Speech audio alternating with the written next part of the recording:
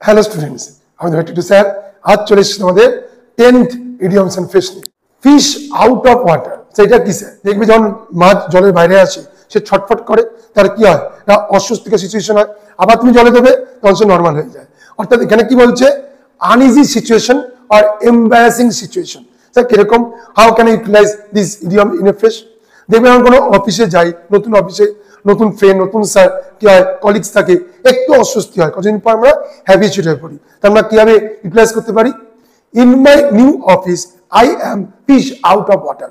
নতুন অফিসে আমার পরিস্থিতি এখন অস্বস্তিকর, কারণ I do not know the each of the colleagues. এইভাবে আমরা 10th ইডিয়মসটা ইউজ করলাম। তোমরা অপেক্ষা থাকো আমার 11th ইডিয়মস এন্ড ফিশের জন্য, এবং তোমরা আমার এই চ্যানেলটাকে লাইক, শেয়ার এবং সাবস্ক্রাইব করে দিও।